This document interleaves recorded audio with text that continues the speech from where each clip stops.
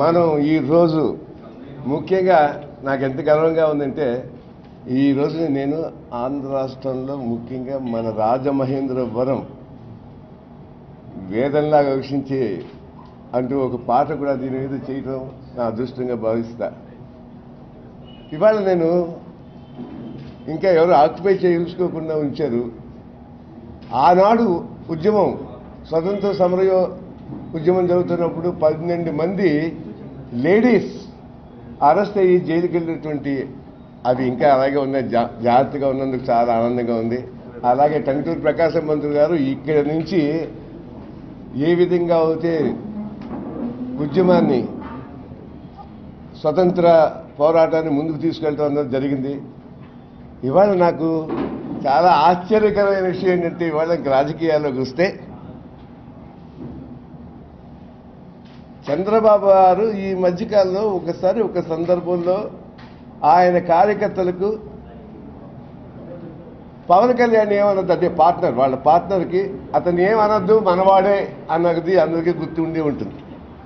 ఈరోజు సడన్గా పవన్ కళ్యాణ్ రెచ్చిపోయి రకరకాలుగా అందరి గురించి మాట్లాడుతూ మా తాతగారి పేరు కూడా చెప్పాడు. నేను ఇక ముందు టంగుటూరి ప్రకాశం పంతులు గారి యొక్క అడుగుజాడలో నడుస్తా ఉన్నాడు పవన్ కళ్యాణ్. అడుగుజాడలో నడుస్తూ ఇది నేను చెప్తున్నాను, నాకు అనిపించలే, ప్రకాశం పంతులు గారు మానవుడిగా చెప్తున్నాను. మీరు ఆయన అడుగుజాడలో నడవటానికి నేర్చుకోవాలి. ఇప్పుడు మీరు ఎవరు అడుగుజాడలో నడుస్తున్నారంటే ఇవాళ మీరు ఇచ్చే స్టేట్మెంట్ అన్నీ కూడా దానికి ఎవరు వెనకాల ఉన్నారో నా అనుమానం ఏంటంటే ఖచ్చితంగా అది చంద్రబాబు నాయుడు గారు గేమ్ ప్లాన్. ఆ గేమ్ ప్లాన్ ఎందుకంటే సాక్ష్యం దానికి నేను చెప్పేదానికి సాక్ష్యం. ఎప్పుడైనా సరే చంద్రబాబు నాయుడు గారిని ఎవరైనా ఎప్పుడైనా తిట్టే మొట్టమొదట ఆ ఎల్లో పేపర్స్లో అంటారు కదా, ఆ పేపర్స్లో ఎక్కడో మార్గంలో ఇక్కడ ఇంతో అంతో వస్తుంది తప్ప ఇవాళ చూస్తూ ఉంటే అసలు ఎంత పొగడతలతో ముంచెత్తారు. 3 పేజీలు, ఈనాడులో 3 పేజీలు, ఆంధ్రజ్యోతిలో 3 పేజీలు, first page, third page, fourth page, ఇట్లాగా అబ్బాబ్బాబ్బా ఏం పొగుడుతున్నారంటే నేను తిడుతూ నువ్వు నన్ను తిట్టు, నేను నిన్ను తిడుతూ ఉంటా, మన ఇద్దరం విడిపోయినట్టు నాటకం ఆడతాం. ఆ నాటకం ఎలా ఉండాలంటే మన ఇద్దరం కలిసి రేపు ఎలక్షన్స్లో వెళ్తే మనకు ఎవ్వరు ఒక్క ఓటు వేయరు. నాది ఎలాగైనా నాశనం అయిపోయింది, నా ప్రెస్టేజ్. ఎలాగైనా కష్టపడి 30-40 నేను ఎక్కుతాను, నువ్వు నన్ను తిడుతూ బయటకు వెళ్ళిపోయేటప్పుడు జనం అంతా నమ్మేస్తారు నువ్వు మారిపోయావు అని. అంటే ఇది ఏంటంటే ఒక రకంగా చెప్పాలి అంటే నా ఉద్దేశంలో ఇది కాదంటే ఎలా ప్రూవ్ చేస్తావు? ఎందుకు నిన్న కాక మొన్న 25 మంది 23 మంది పార్టీ వెళ్ళిపోతాను ఫిరాయింపులో తప్పని ఇంతవరకు ఇప్పుడు కూడా చెప్పలే. అంతేకాకుండా 25 కోట్లు ప్రతి ఒక్కళ్ళు కలెక్ట్ చేశారు అని నువ్వు చెప్తున్నావు. నీకు ఆ లెక్కలు ఎలా తెలిసాయి? ఆ లెక్కలు నీకు ఎక్కడి నుంచి వచ్చాయి? ఎవరు చెప్పారు? అంత ఖచ్చితంగా ఇప్పుడు నువ్వు అన్ని చోట్ల నిలబడతాను అంటే వాళ్ళ క్యాలిక్యులేషన్ ఎలాగా ఉంటుందంటే కలిసి పోటీ చేస్తే 30 సీట్లు 40 సీట్లు కూడా రావని.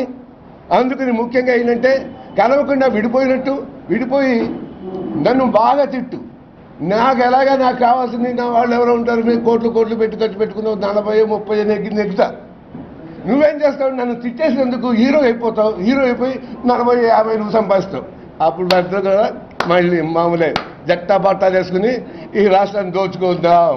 ఈ రాష్ట్రాన్ని అయ్యా ఇది కాదు అంటే ఇంతవరకు చంద్రబాబు నాయుడు గారు ఆయన గేమ్ ప్లాన్లో ఒక పావుగా పార్ట్నర్ని పవన్ కళ్యాణ్ వాడుకుంటూ వచ్చారు. ఇప్పుడు ఇంతకాలం ఏంటంటే ఆ పావుని తన పార్టీలో పెట్టుకుని పావును అటు ఇటు తిప్పారు పావుని. ఇప్పుడు ఏంటంటే బయటికి పంపించి బయటికి వెళ్ళినట్టుగా ఉంటే బయట పావును కూడా ఈయన మళ్ళీ అడుగుతున్నాడు. ఈ విధంగా ఇదంతా ఒక నాటకం, డ్రామా. నా అభిప్రాయం కాదంటే ఇంతవరకు మీరు చెప్పండి, మేము ఎట్టి పరిస్థితుల్లో కూడా మేము మళ్ళీ జతకట్టాం. ఒక హామీ ఏమైనా ఇచ్చారా? మీరు చంద్రబాబు నాయుడు గారు మీకు తెలీదా? మీ అబ్బాయి కూడా దోచుకుంటున్నాడు, చంద్రబాబు గారు మీకు తెలుసా? అందరూ దోచుకుంటున్నారు అన్నాడు. కానీ చంద్రబాబు నాయుడు గారిని మొత్తం నువ్వు దోపిడీ కాదు కానీ ఇండైరెక్ట్గా అంటున్నాడు అంటలే. నా ఉద్దేశంలో మనకి ఖచ్చితంగా ఇదంతా కూడా ఏంటంటే ఒక గేమ్ ప్లాన్. 1919 రోజు కోసం 2019 లో ఆడబోయే ఒక నాటకం. ఆ నాటకాన్ని సూత్రధారి ఖచ్చితంగా ఈయనే, ఎవరు? చంద్రబాబు నాయుడు గారే. ఇంతవరకు ఎప్పుడు వాళ్ళ అన్నగారు పార్టీ పెట్టినప్పుడు కానీ, ఆ తర్వాత చంద్రబాబు నాయుడు కలిసినప్పుడు కానీ, ఇన్ని సంవత్సరాలు ఎప్పుడూ జ్ఞాపకం రాంది. కొత్తగా టంగుటూరు ప్రకాశం మంత్రులు గారు అడుగుతాడన్నా నడుస్తారని అంటారంటే అది ఎక్కడంటే ఇన్ఫ్లుయెన్స్ ఉండవల్లి బాబుది. ఉండవల్లి బాబు ఏంటంటే ఆయనకి కోచింగ్ కొంత. ఉండవల్లి బాబు ఎందుకు చేస్తాడో ఏం చేస్తాడో తెలియదు కానీ ఉండవల్లి బాబు మాత్రం ఖచ్చితంగా ఏదో ఒక బ్రహ్మాండమైన అది ఏదంటే స్క్రిప్ట్ ప్రిపేర్ చేశాడేమో అని అనిపిస్తూ ఉంటుంది. ఇటువంటి పరిస్థితుల్లో నేను చెప్పాల్సింది ఏంటంటే ఒకటి మాత్రం, అయ్యా మీరు ఎన్ని రకాలుగా మోసాలు చేద్దాం అనుకున్నా కూడాను ప్రత్యేక హోదా గురించి మాత్రం ఈరోజు ఆంధ్రదేశంలో చాప కింద నీరులాగా స్టూడెంట్స్ తగ్గించి ప్రతి ఒక్కరి తగ్గించి అందరూ కూడా మాకు కావాలి, ప్రత్యేక హోదా కావాలి కావాలి కావాలి అంటున్నారు.